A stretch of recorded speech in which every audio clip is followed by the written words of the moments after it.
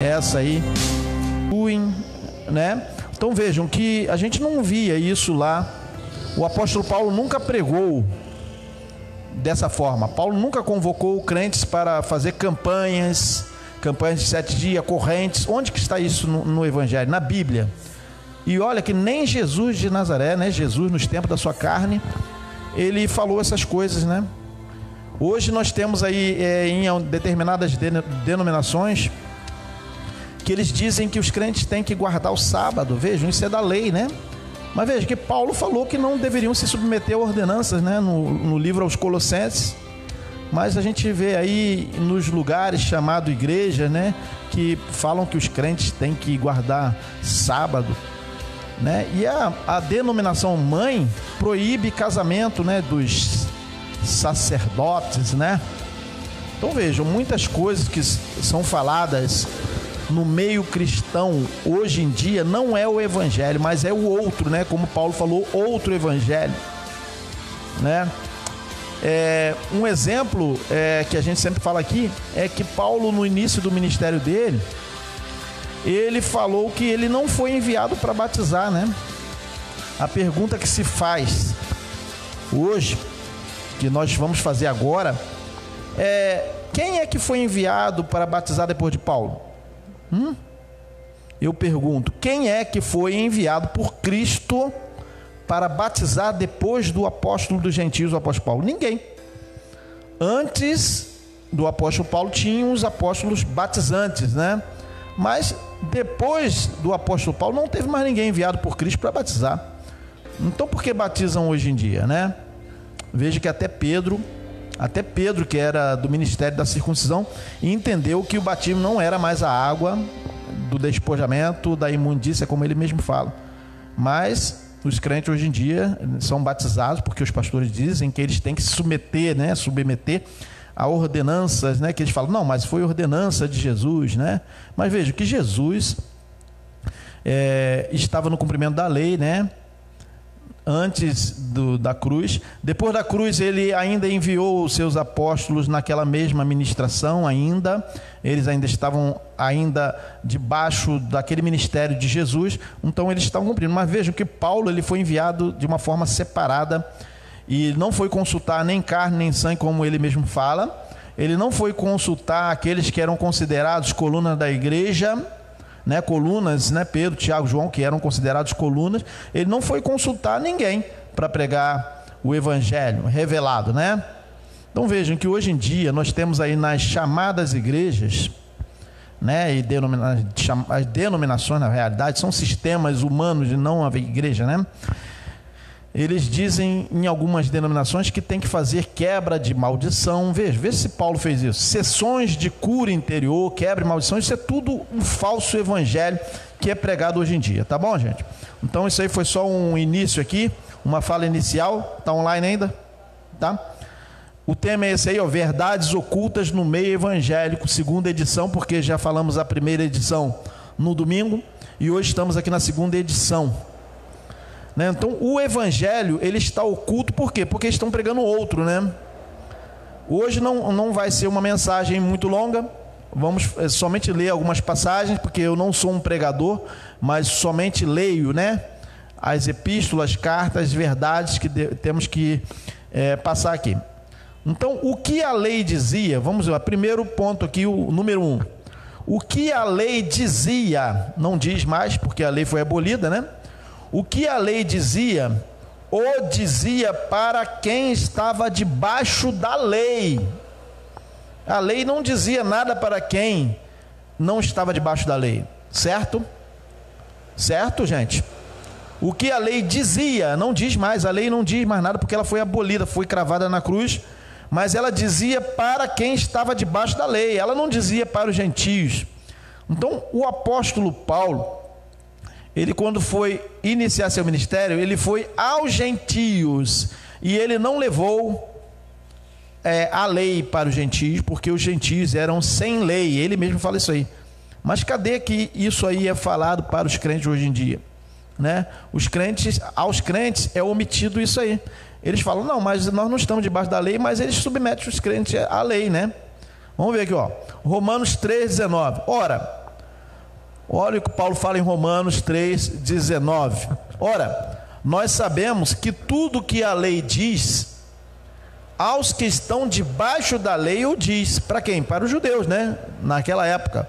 Para que toda boca esteja fechada e todo mundo seja condenável diante de Deus. Então veja, a lei dizia para os que estavam debaixo da lei, para que toda boca estivesse fechada e todo mundo fosse condenável diante de Deus. Então a lei veio para condenar o homem e não para trazer justiça e trazer o perdão. A lei veio para condenar, né? Então por isso que nós temos que entender que as ordenanças da lei que as igrejas mandam cumprir aí, guardar sábado, comer ceia, batismos, né, nas águas, que era um cumprimento da lei dos profetas, né, que na lei os sacerdotes se banhavam também, né, e Pedro diz que não é mais isso. Isso tudo eram o quê? Ordenanças da lei, né, interpretação da lei por João no ministério dos profetas, que era o ministério da lei e dos profetas, né? Então tudo que a lei dizia era para quem estava debaixo da lei. Aos gentios não se impôs a necessidade de cumprir a lei, até mesmo porque a lei, olha só, vejam, a lei dizia o quê? Todo mundo seja condenável diante de Deus. Então a lei veio condenando os homens, os pecadores. Então para isso Cristo veio, tirou a lei e o que? Justificou aqueles que estão em Cristo, né? Vamos ler de novo aqui, Romanos 3,19. Ora, nós sabemos que tudo que a lei diz, aos que estão debaixo da lei o diz, para que toda a boca esteja fechada e todo mundo seja condenável, né? E não justificado diante de Deus. Romanos 3,19. Então quando alguém se submete a um item da lei que já foi abolida, né? Eles estão o quê? Se colocando debaixo de condenação, né? Então estão aí pisando, né, no sangue da nova aliança. Por isso nenhuma carne será justificada diante dele pelas obras da lei, né? Cumprindo a obra da lei, jejuando, né? Batizando nas águas, comendo a ceia, né? Então vejam aí. Por isso nenhuma carne será justificada diante dele pelas obras da lei, porque pela lei vem o conhecimento do pecado. Romanos 3,20. Então vejam que quando os crentes se reúnem para comer a chamada Santa Ceia, tem que falar sempre isso, né, gente? Eles tomam conhecimento do pecado. Por quê? Eles ficam assim: ai, Senhor, me perdoa, porque hoje as pessoas vão para a reunião para o quê? Tomarem conhecimento do pecado. Eles ficam sempre o quê?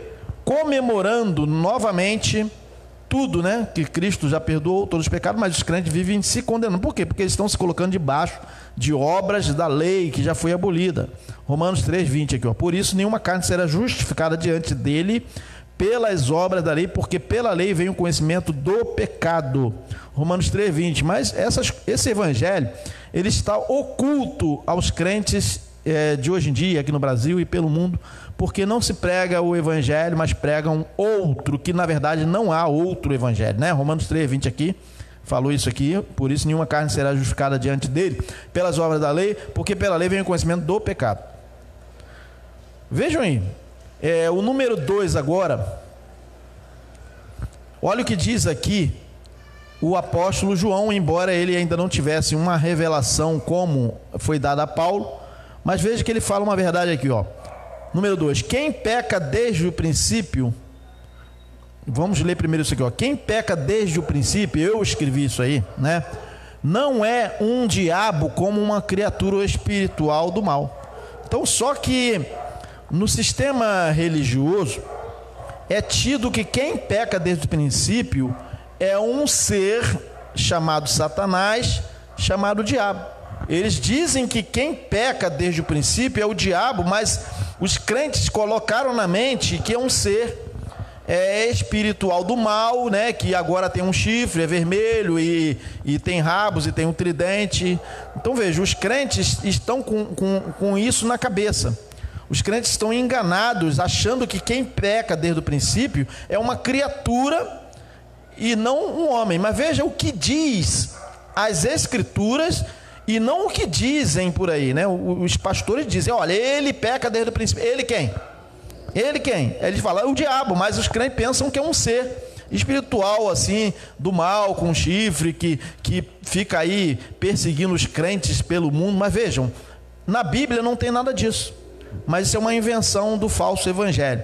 Quem peca desde o princípio não é um diabo com uma criatura espiritual do mal. Vamos ler depois, tá? Então, verdades, o tema de hoje é o quê? Verdades ocultas no meio evangélico. Então, essas verdades, elas estão ocultas no meio evangélico, né? Por quê? Porque eles trouxeram um outro evangelho que foi uma deturpação da igreja, né? A igreja romana. Então a igreja romana deturpou as expressões, né? Diabo, Satanás, e criou-se um mito em cima de um ser, na verdade, que veio do paganismo, né? Então, aí criou-se essa ideia de que toda vez que a Bíblia fala em diabo, em Satanás, aí os crentes logo imaginam uma criatura, que não existe essa criatura na Bíblia, né? Então vejam, aí toda vez que um crente lê essa passagem, olha, ele pecou desde o princípio, as pessoas pensam logo que é um ser do mal. Mas veja o que está escrito aqui, em 1 João 3:8. Quem comete o pecado é do diabo. Aí os crentes, o que os crentes pensam? Já pensam logo numa criatura de chifre e rabos, né? Porque o diabo peca desde o princípio. Então vejam, as verdades estão ocultas, né, para os crentes hoje, porque eles trouxeram um outro evangelho que foi uma deturpação no 3º século, que a igreja evangélica herdou isso aí e perpetua essa ideia para os crentes, né? Para os fiéis, né? Não do evangelho, mas os fiéis dele, dos falsos apóstolos, né? Quem comete o pecado é do diabo, disse João, né, na sua epístola, porque o diabo peca desde o princípio. Quem é que peca desde o princípio? Está escrito aqui? O diabo. Mas o que é diabo? A questão toda é essa, ele peca desde o princípio. As pessoas, aí inventaram aí que teve uma criatura, um anjo, né, que pecou, se rebelou contra Deus e que pecou contra Deus. Mas veja, não tem isso na Bíblia, né? Não tem essa fala na Bíblia, né? Porque o diabo peca desde o princípio. Para isto o Filho de Deus se manifestou para desfazer as obras desse diabo. Mas os crentes ficam com isso na cabeça, que esse diabo é um ser espiritual do mal. 1 João 3:8, mas veja, quem comete o pecado é do diabo, disse João, na sua epístola, 1ª epístola, capítulo 3, versículo 8. Porque o diabo peca desde o princípio. Para isto o Filho de Deus se manifestou para desfazer as obras do diabo. Que diabo, gente?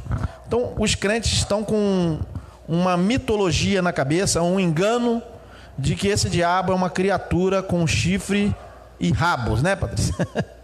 1 João 3:8. Qualquer que é nascido de Deus, disse João ainda no capítulo 3, versículo 9. Qualquer que é nascido de Deus não comete pecado, porque a sua semente permanece nele e não pode pecar porque é nascido de Deus. 1 João 3:9. Então quem é nascido de Deus não peca, porque é nascido da água e do Espírito. Mas as pessoas vão falar, como que ele não peca? Não peca porque Cristo já tirou o pecado. Então, o que acontece com o homem carnal, na nossa carne aqui? Esse não é o pecado, mas sim são obras carnais, obras da carne, né? Porque o pecado ele trazia condenação. Só que agora Cristo tirou o pecado na cruz, ele aboliu a lei, né, que trazia a condenação do pecado. Quer dizer, por isso que não há mais pecado. Mas não há mais o pecado de Adão. Agora as pessoas vão falar, como não há mais pecado se tem tanta coisa ruim no mundo? Mas isso aí são as obras carnais, que é indicado no capítulo 5 de Gálatas, né? Mas essa não é a questão. Qualquer que é nascido de Deus não comete pecado, porque a sua semente permanece nele e não pode pecar porque é nascido de Deus.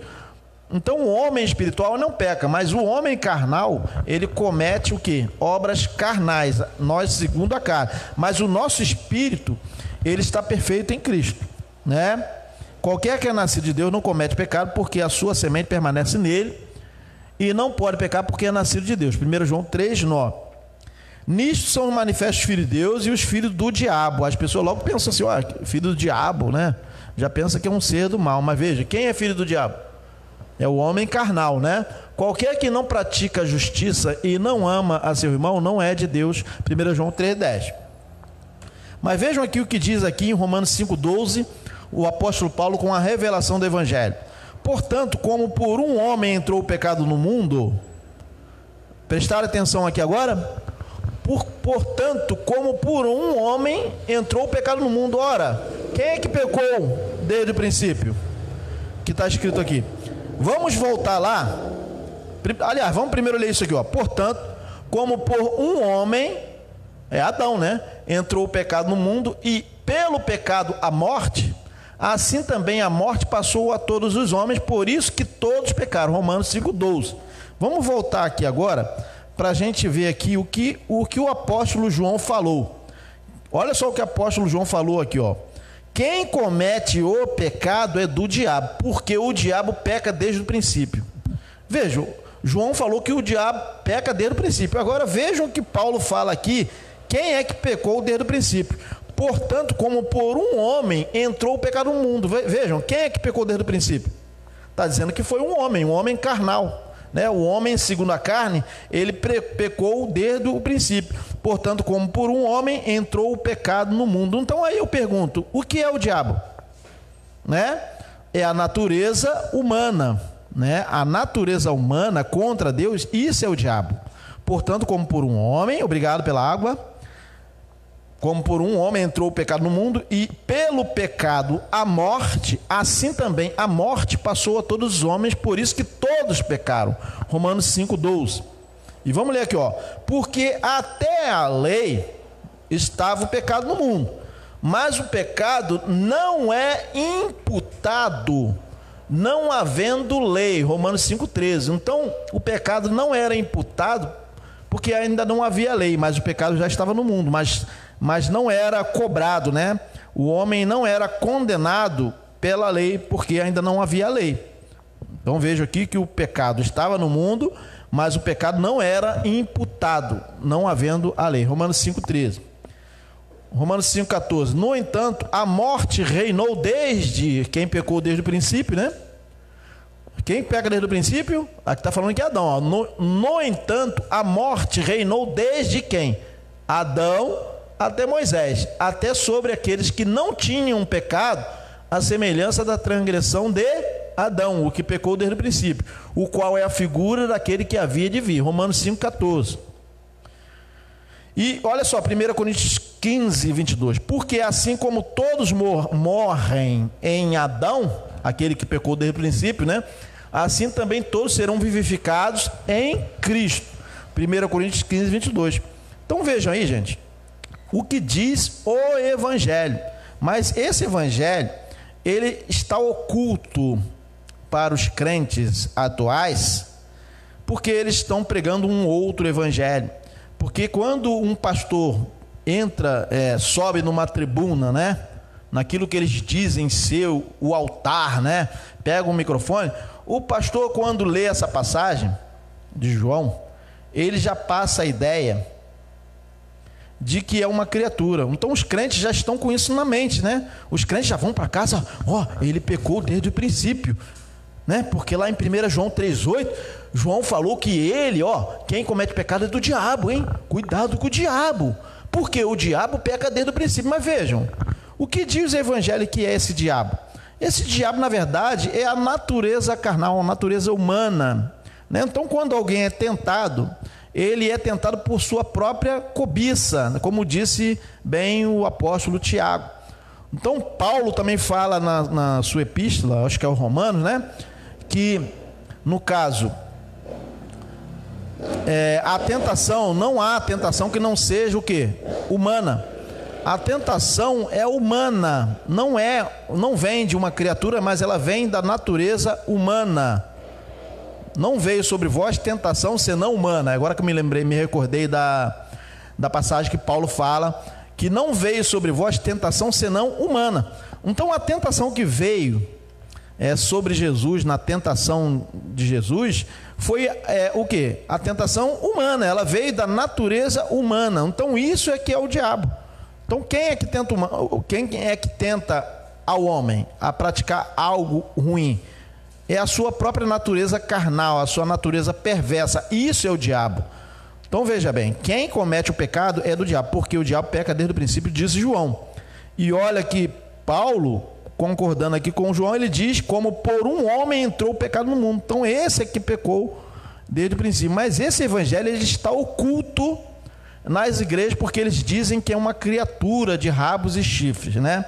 Então veja aí, acho que já está bem compreendido aqui. Vamos passar aqui para outra situação. Isso aí, esse evangelho está oculto nas igrejas atuais, né?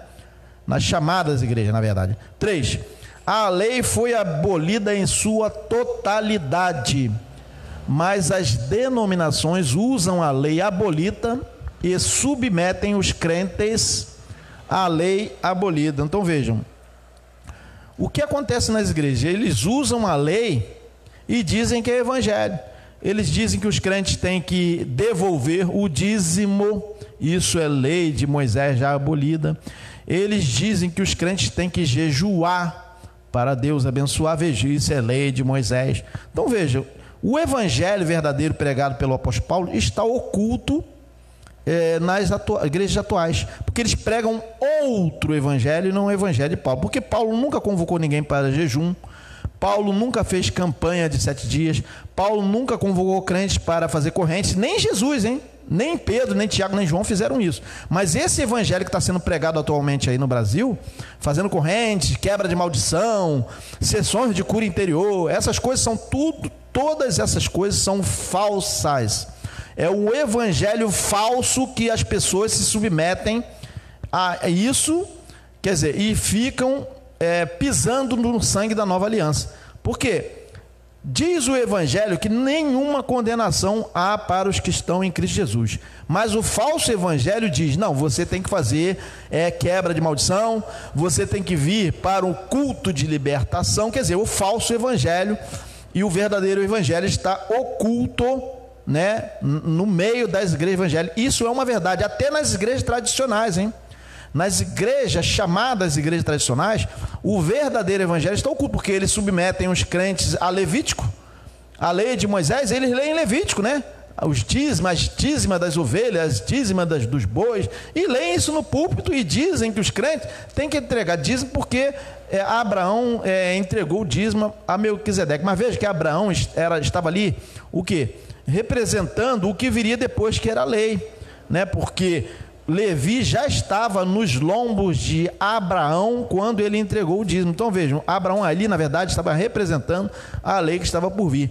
Mas vejam, também não temos que considerar Abraão para que submeter os crentes a dízimos, a que entreguem dízimo, porque Abraão também sacrificou animais. Então veja, Abraão não é um exemplo para nós que estamos na dispensação da graça, porque ele, antes da lei, já sacrificava. Ele já circuncidava, né?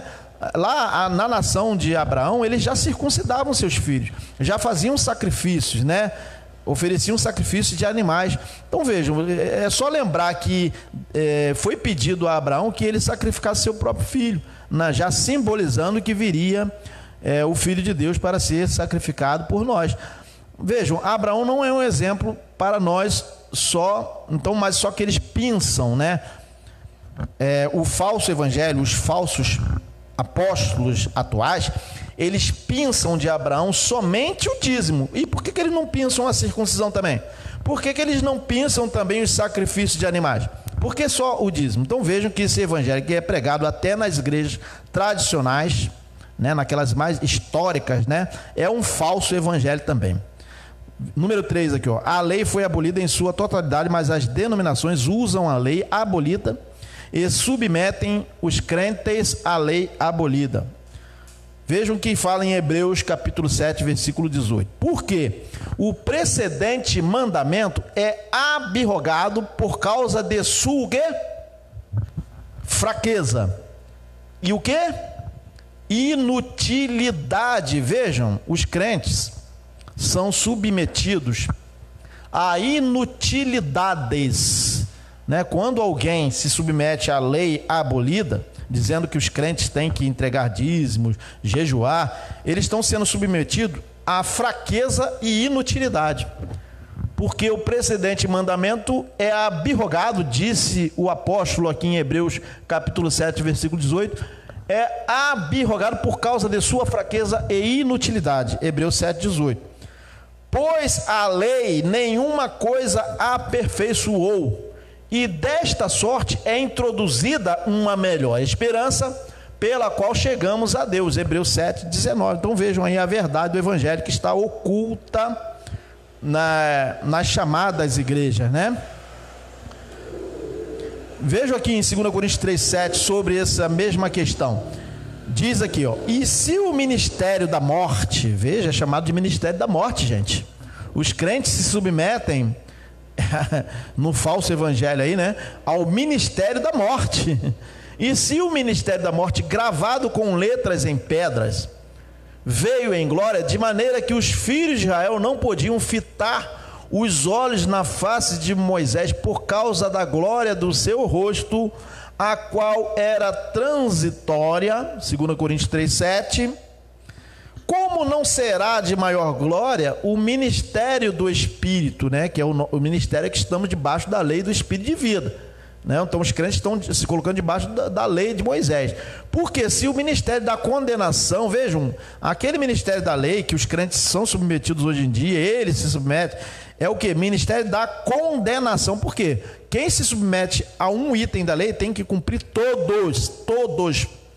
Porque se ele não cumprir todos, não adianta ele tentar cumprir um, porque ele não será justificado diante de Deus. Porque se o ministério da condenação, veja, aquele ministério da condenação foi glorioso, muito mais excederá em glória o ministério da justiça. Vejam aí que aquele ministério, como diz aqui, ó, ministério da morte, os crentes se submetem ao ministério da morte, gravado com letras em pedras, que dizem que tem que entregar dízimo, jejuar, que dizia que tem que comer a Páscoa, tudo isso aí, aqueles itens daquela lei eram o que? Ministério da morte. Muitos crentes estão aí se submetendo ao ministério da morte. E veja também, ministério da condenação.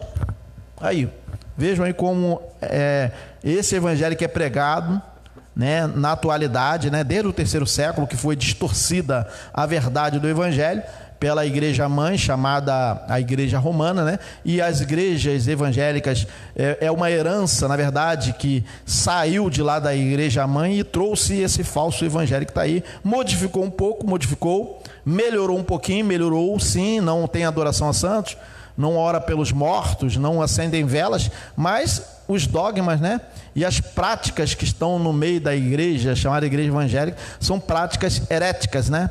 São heresias, porque eles dizem que nós pregamos heresia, mas vejam, nós estamos lendo o que está na Bíblia, né? Mas o que eles fazem? Campanhas de 7 dias, correntes, isso está no evangelho? Não está, né? Então quem é que prega heresias? Né? Nós ou eles? Eles, né? Porque também o que foi glorificado nesta parte não foi glorificado por causa da excelente glória. Porque se o que era transitório, veja, aquele ministério, né, que dizia que o homem tinha que submeter aquelas ordenanças da lei, era o transitório, ó, porque se o que era transitório foi para a glória, muito mais é em glória o que permanece, que é o nosso ministério, o ministério do Espírito, né? 2 Coríntios 3, 10, 11. Tendo, pois, tal esperança, usamos de muita ousadia no falar, e não somos como Moisés. Mas tem muitos crentes aí como Moisés, né? Porque eles dizem que tem que cumprir aquelas ordenanças, então eles estão como Moisés. Mas o evangelho diz que nós não somos como Moisés, que punha um véu sobre a sua face para que os filhos de Israel não olhassem firmemente para o fim daquilo que era transitório. 2 Coríntios 3, 12 e 13, já acabamos de ler aqui, né? Então vejam, não somos como Moisés. Então, quando a gente se submete à ordenança da lei, nós estamos sendo como Moisés, colocando um véu sobre a nossa face, da mesma forma, quer dizer, ocultando a verdade do evangelho. 2 Coríntios 3, 12, 13. Porque ocultava a glória daquilo que era transitório, né? Mas os seus sentidos foram endurecidos, porque até hoje o mesmo véu está por levantar na lição do Velho Testamento, a qual foi por Cristo abolido. 2 Coríntios 3, 12. Então vejam, a gente leu aqui o número 3. Vejam aqui, ó. A lei foi abolida em sua totalidade, mas isso aí é omitido para os crentes, porque eles pensam ainda que tem que cumprir a ordenança da lei, né? Então vejam que o evangelho está oculto, a verdade do evangelho está oculta porque eles colocaram um outro evangelho. Mas a lei foi abolida na totalidade. Ó, o precedente de mandamento é abrogado por causa da sua fraqueza e inutilidade, Hebreus 7,18. Pois a lei nenhuma coisa aperfeiçoou, e desta sorte é introduzida uma melhor esperança pela qual chegamos a Deus. E veja aqui, e se o ministério da condenação gravado em letras de pedras, com letras de pedra, veio em glória da mesma forma que de maneira que os filhos de Israel não podiam fitar os olhos na face de Moisés por causa da glória do seu rosto, a qual era transitória. Vejam, aquele ministério era transitório, foi abolido totalmente, né? Como não será de maior glória o ministério do Espírito? Então já falamos que é o ministério da condenação, o ministério da morte, né? Vejam aqui, ó. Então, o fim daquilo que era transitório. Então, veja que está falando do fim. Então, foi totalmente abolido aquele ministério da morte, a lei de Moisés com todas as suas ordenanças, né? Veja aqui, ó. Mas os seus sentidos foram endurecidos porque até hoje, Paulo está falando que até hoje, na época dele, o mesmo véu está por levantar na lição do Velho Testamento, a qual foi por Cristo o quê? Permaneceu ou foi abolido? Foi abolido. Mas por que os crentes se submetem a uma lei abolida, né? Que na verdade nem foi feita, a lei de Moisés nem foi feita para os gentios. Então é uma usurpação da lei, que na verdade a lei nem tem mais, né? Usurpam itens da lei e submetem os crentes se submetem à lei abolida. Diz aqui, ó, foi por Cristo abolida ou não foi? Foi ou não foi? Mas por que as denominações, algumas dizem que não foi? As sabatistas, né, que dizem que os crentes não podem comer carne de porco, que tem que guardar sábado. Então vejam, um falso evangelho que é pregado e as pessoas gostam, né, de submeter a coisas heresias, né, são heresias, né, é o evangelho que não é o evangelho, é um falso evangelho que Paulo falou que não há outro, né, 2 Coríntios 3,14. E até hoje, quando é lido Moisés, o véu está posto sobre o coração deles, mas quando se converterem ao Senhor, então o véu se tirará. Então vejam, é preciso que os crentes se convertam ao Senhor, né? Não, mas eu já sou convertido. Não é, porque eles ainda estão se colocando debaixo da lei. Se converter ao Senhor é entender que eles não têm que se colocar debaixo de ordenanças de homem nem da lei. Mas quando se converterem ao Senhor, então o véu se tirará. Então por que as pessoas se escandalizam com esse evangelho? Né, o evangelho da graça, porque eles estão o quê? Com um véu. Então o véu da lei está cobrindo a verdade, né, do evangelho. 2 Coríntios 3, 15 e 16. Veja aqui também o que é ocultado para a igreja, né? O livro de Malaquias é um livro da lei, mas os pastores do sistema evangélico omitem isso aos crentes, aplicam a sentença que era contra Israel para os crentes. Veja aqui, ó, peso da palavra do Senhor. Contra o que? A igreja? Não. Contra o que? Israel, por intermédio do profeta Malaquias. Malaquias 1:1. Isso aqui é omitido, porque eles usam Malaquias 3:10, né? Malaquias 3:10, né? Trazei todos os dízimos à casa do tesouro para que haja mantimento na minha casa. Isso aí foi o quê? O profeta profetizando contra quem? Contra a igreja? Não. Foi contra Israel, mas... Quer dizer, o falso evangelho, ele diz que os crentes têm que submeter ao livro de Malaquias, e olha que está escrito, o peso da palavra do Senhor contra Israel, não é contra a igreja. Mas o falso evangelho diz que os crentes têm que cumprir isso aqui, porque eles falam assim, não, mas é a palavra do Senhor que está dizendo, mas a palavra do Senhor para quem? Para Israel. Malaquias capítulo 1, versículo 1.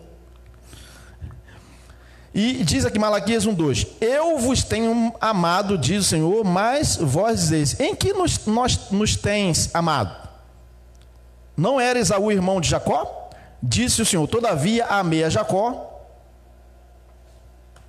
e odiei a Esaú, né?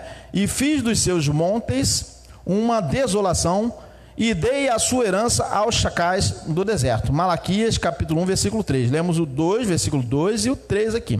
Então vejam, o verdadeiro evangelho está oculto nas chamadas igrejas, né? Porque a igreja não são sistemas religiosos, mas a igreja somos todos nós que estamos em Cristo Jesus. E cada um de nós individualmente somos o quê? Membros do corpo de Cristo. Mas esse sistema com CNPJ não é a igreja. Isso é um sistema religioso humano. 5. Olha, isso aqui também é omitido para a igreja. Quer dizer, verdades ocultas no meio evangélico. Os 4 evangelhos, na verdade, não eram evangelhos, era a lei de Moisés. Os 4 chamados evangelhos são livros da lei, gente. Mas isso é omitido porque os crentes, eles pegam aqueles 4 chamados evangelhos, né? Mateus, Marcos, Lucas e João, e dizem assim, não, mas é evangelho. Porque Jesus falou que tinha que fazer isso, que tinha que jejuar, que Jesus também jejuou, que Jesus também se batizou, porque Jesus foi circuncidado, porque Jesus mandava se apresentar sacerdote. Mas vejam que os chamados 4 evangelhos, na verdade eram livros da lei. Mas quem que chamou de evangelho? Quem foi que chamou os 4 chamados evangelhos atual que estão na nossa Bíblia de evangelho? Foi um padre chamado João Ferreira de Almeida. Ele é que colocou lá que é Novo Testamento. E disse que era evangelho, só que aquilo lá era o cumprimento da lei, Jesus estava cumprindo a lei. Era o princípio do evangelho, sim, mas o princípio do evangelho para os judeus, porque diz no capítulo 1, versículo 1 de Marcos o seguinte: princípio do evangelho de nosso Senhor Jesus Cristo. Mas para quem? Para o judeu, porque Jesus estava trazendo aquela ministração, aquela palavra para os judeus, não era para os gentios. O ministério aos gentios veio depois pelo ministério de Paulo. Né? Então os 4 chamados evangelhos são livros da lei, uma vez que não poderia chamar de novos testamentos, uma vez que o testador Jesus estava ainda vivo. Só poderia se chamar de Novo Testamento se caso o testador já tivesse morto, mas o testador ali ainda estava vivo. Como é que pode ser chamado de Novo Testamento? Vamos ver aqui, ó. Hebreus capítulo 9, versículo 15. E por isso é mediador de um novo testamento, para que intervindo a morte para a remissão das transgressões que havia debaixo do primeiro testamento, os chamados recebam a promessa da herança eterna. Hebreus 9, 15.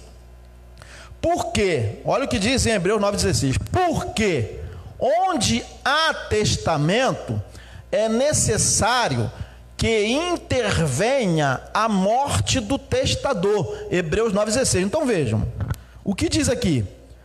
Não poderia ser chamado de Novo Testamento. Por quê? O testador ainda estava vivo. Veja, porque onde há testamento, é necessário que intervenha a morte do testador. Hebreus 9,16.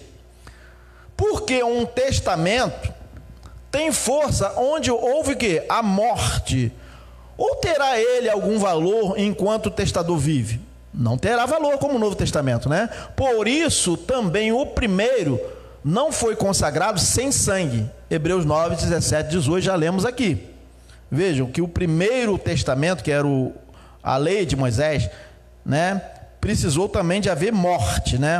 Porque havendo Moisés anunciado a todo o povo todos os mandamentos segundo a lei, tomou o sangue dos bezerros e dos bodes com água e lã purpúrea e isopo e aspergiu tanto o mesmo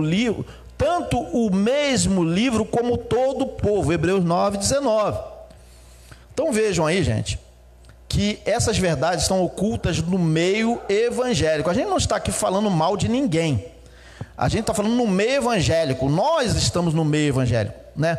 Nós que nos dizemos crentes em Cristo Jesus, estamos no meio evangélico. Mas o meio evangélico não prega o verdadeiro evangelho de Cristo. Porque diz aqui, os 4 chamados evangelhos são livros da lei, porque Jesus estava cumprindo a lei, né? Aos que estão ao alcance de nossa voz. Uma vez que não poderia chamar novos testamentos, uma vez que o testador ainda estava vivo. Vamos ler de novo Hebreus 9,15. E por isso é mediador de um novo testamento. Quem? Jesus, né? Para que intervindo a morte, ainda não tinha havido a morte dele, para a remissão das transgressões, né, que havia debaixo do primeiro testamento, os chamados recebem a promessa da herança eterna, né? Porque onde há testamento é necessário que intervenha a morte do testador. Então Jesus ainda estava vivo, então ele estava cumprindo a lei, então todas aquelas ordenanças de Jesus de Nazaré eram lei de Moisés, mas a igreja aplica aquelas ordenanças porque eles falam o quê? Não, mas que Jesus mandou fazer isso, que Jesus também jejuou, que Jesus também isso, que Jesus também aquilo. Ora, também vai beber vinho, vinagre também, porque Jesus bebeu vinagre? Vai circuncidar também, porque Jesus também foi circuncidado ao 8º dia? Vai mandar os crentes se apresentarem a um sacerdote depois que são curados também, porque Jesus mandou? Então vejam que todas aquelas falas de Jesus era o ministério da circuncisão. Tá bom, gente? Então o tema de hoje foi esse aí, verdades ocultas no meio evangélico, segunda edição. Ainda vamos continuar com esse tema, com mais verdades ocultas no meio evangélico. Tá bom? Vamos cantar essa música aqui para concluir, para que todos tenham também um momento de adoração. Tá bom? Vamos concluir aqui com essa canção.